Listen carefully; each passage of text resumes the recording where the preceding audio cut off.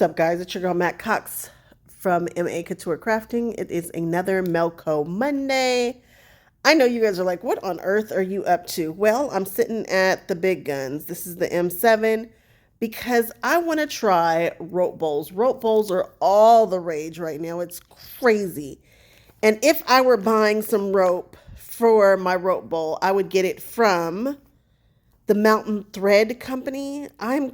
My goodness, I have seen her so many times at shows and I can't find the kit. I swear I bought a kit at some point, and I think I bought some rust colored or purple rope. I don't know. She's got a ton of stuff. This is their sample pack. It shows you their colored rope, the different thicknesses of the ropes that they carry. Again, they are all the rage. I can't wait to show you guys some of the things that their customers are getting into, because when you think of rope bowl, I guarantee you do not think of all the things that you can do. But I'm going to show you one thing that I've been dying to try, which is embroidery on a rope bowl. First, I got to make the rope bowl. Let's give it a shot.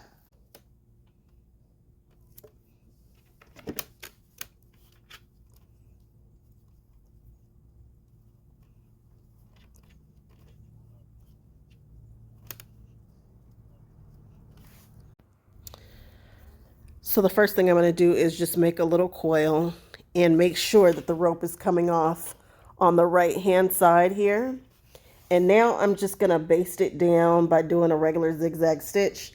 I have my length on, I'm going to put my length on 2.0, and then I've got the width at a 4.0. And now I'm just going to zig and zag and see what we get.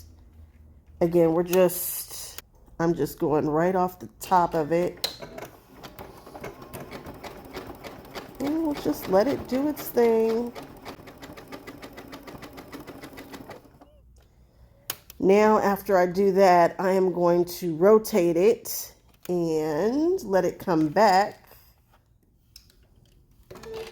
I'm going to just rotate it and let it come on back.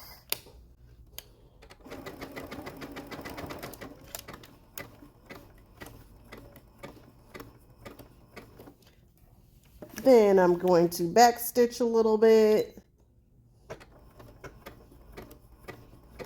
I'm going to cut that thread. Then I'm going to rotate this little guy and do the same thing going the other way to keep all those together.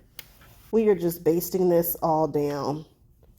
But I'm doing like a star design. Now my thread matches. If your thread does not match, you'll be able to see it. So here we are.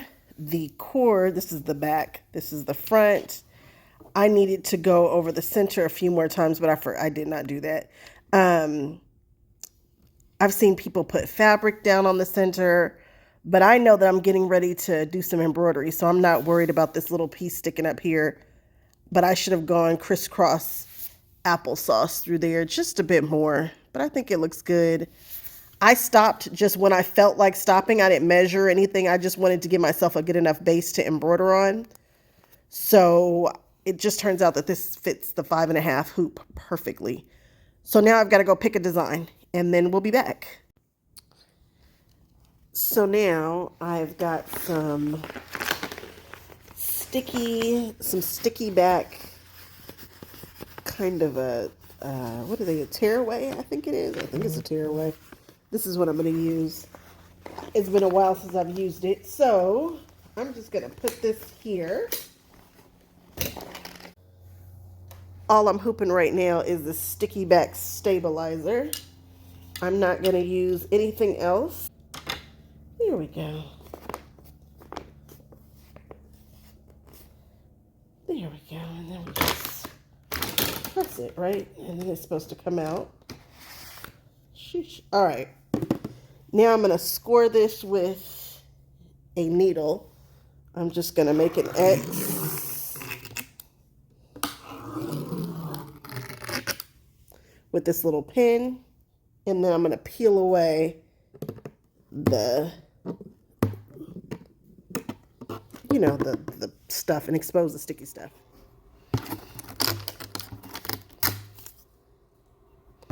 So we're just peeling this off.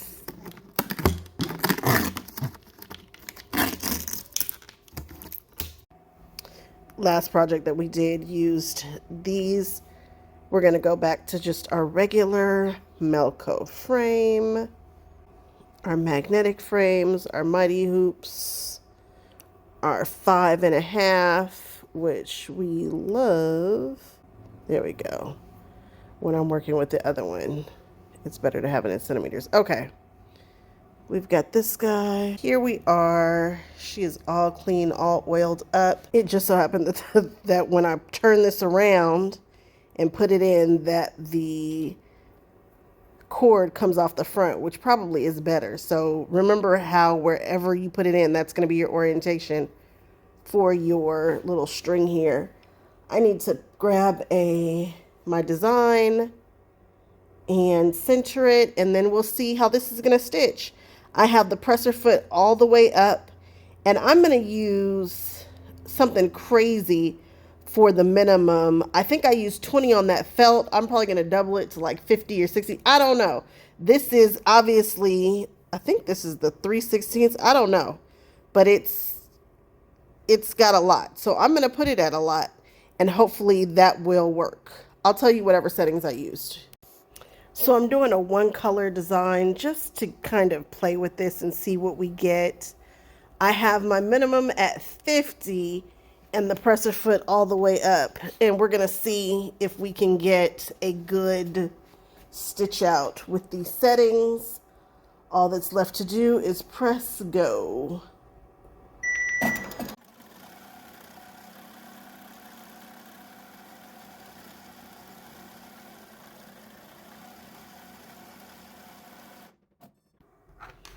So when I was looking at this, I played with the minimum all the way up to 80. And honestly, I was getting it saying that it was breaking bobbin threads, but it wasn't. It wasn't breaking bobbin threads at all. The settings were just off. And when it got smooth is when I actually had it at a minimum of 30, and then it was fine. Then it cooked right like nothing had ever happened. And I can see that it looks a little more crisp here at the end. Here it looks a little fuzzier. But all in all, this will definitely work. I'm going to show you the back where the minimums were obviously way too high. And then here's where you start to see the bobbin thread start coming up. So yeah, that's on me. Operator error. Okay, now back to the sewing machine so that I can turn this into a bowl. I just did a one color kind of a thing because, you know, I'm not exactly sure where this is going to go. I might even add some fabric to it because I've seen people do that. So let me go back to the sewing machine and then we'll see how it ends. If you don't like the way this looks, I understand, but I could absolutely at this point put a piece of fabric back here and keep going. Nobody would ever be the wiser, but I'm not tripping because we are in learning mode. So let's keep going. Now, I suspect to get the bowl to start doing the bowl thing, I need to, you know, just start lifting it up. It just seems like that's what's gonna do it. So that's what I'm gonna try. I think I'm gonna try to start doing that. I guess now here, I guess. And I changed my settings to a 2.0 stitch length and a 5.0 stitch width. The 5.0 stitch width is cool, but the 2.0, I could probably make that a little longer for funsies. So I think I'm going to make that 3. It'll just make it go even faster, even though this is quite enjoyable. We'll just go. And I've got a little notch here on this open toe foot. I prefer an open toe foot. I saw people using their regular foot to do this. I like to see what's going on. So I have a completely open toe foot here, and there's a little notch right there. And I'm just trying to keep the opening centered with that notch so that it zigs and zags. So I'm going to just start here and let it zig and zag. And now I'm just starting to lift it a little bit, hoping that it starts to bowl. Do I know what shape bowl I'm doing? No. Do I know how big this bowl is going to be? I think I'm going to try to use all this cord, so we'll find out together. This needle down, presser foot up function, oh my goodness, it is the bee's knees. It's making this go so much faster. I love that for myself. So I'm just gonna go, go, go.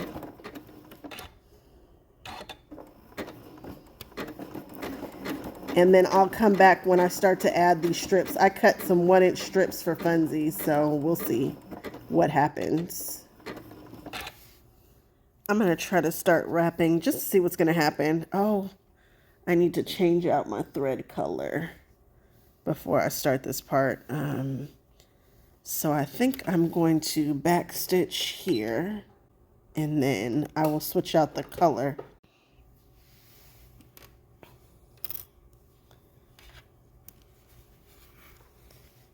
So I'm just going to wrap and go slow.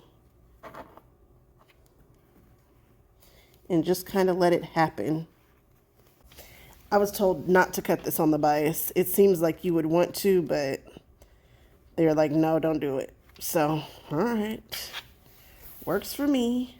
I can listen. I'm going to wrap for a little bit, and then I'm going to come back and push and sew once I get it kind of going with the wrap.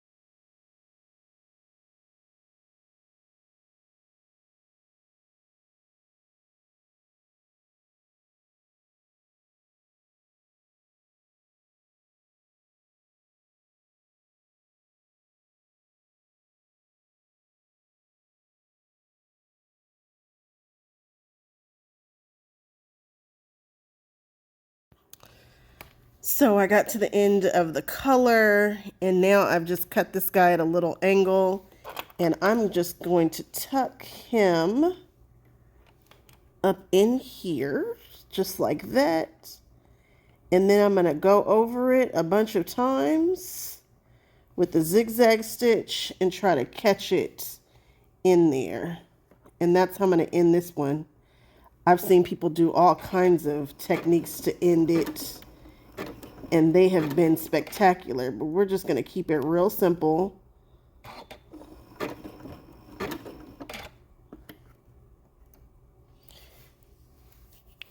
And I'm going to go back and forth a few times.